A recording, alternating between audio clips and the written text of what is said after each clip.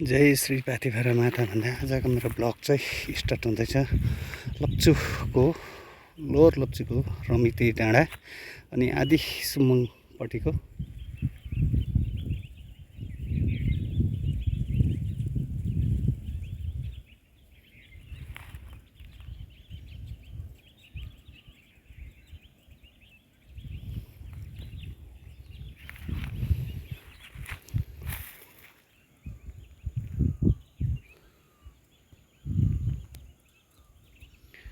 र दर्शक म अलिकति त्यो रमिते ढुङ्गा भन्ने पनि म तपाईँहरूलाई देखाउँछु।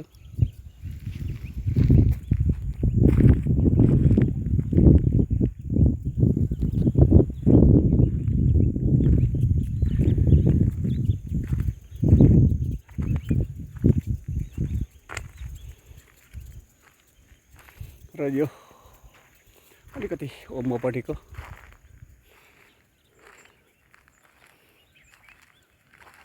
यो उँधोको जग्गाहरू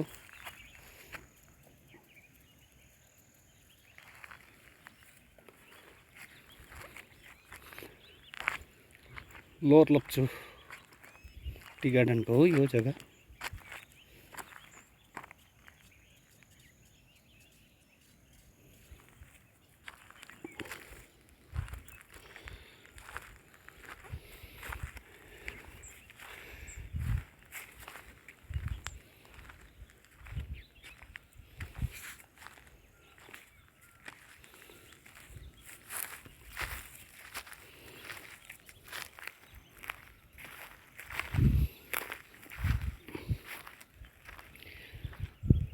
र म अब तपाईँलाई त्यो रमिते ढुङ्गा भन्ने देखाउँदैछु।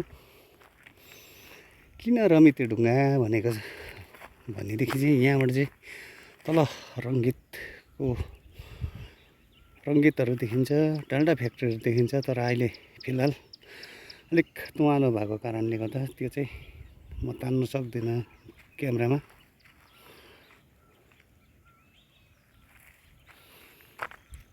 यो रमिते ढुङ्गा भन्ने जग्गा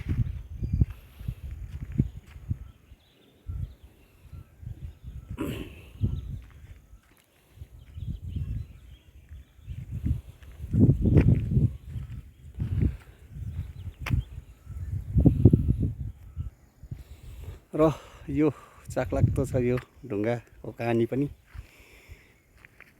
रमिते ढुङ्गाको यो चाखलाग्दो कहानी अघि मैले तपाईँहरूलाई बताइदिइहालेँ। यहाँबाट चाहिँ तल रङ्गीत देखिन्छ, डाल्डा फ्याक्ट्रीहरू देखिन्छ। त्यही कारणले यो जग्गालाई चाहिँ रमिते भनिन्छ।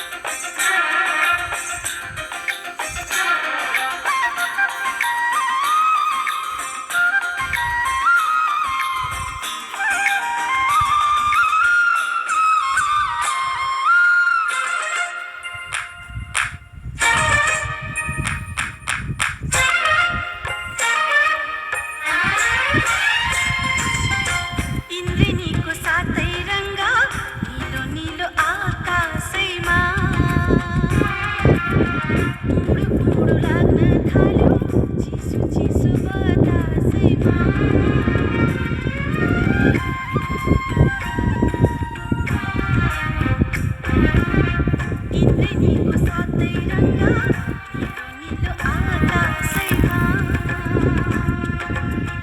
उडु उडु लाग्न थाल्यो चिसो चिसो बतासैमा बादलको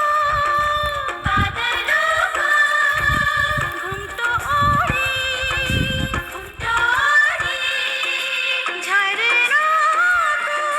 झरनाको भाका छुपी गाउँ कि नाचु म छम छम छम छम चियाको बोटैमा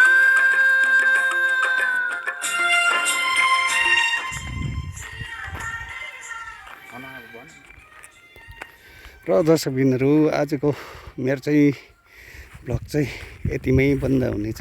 तपाईँहरूलाई कस्तो लाग्छ के लाग्छ यति भन्दै जय श्री पाथिभरा माता।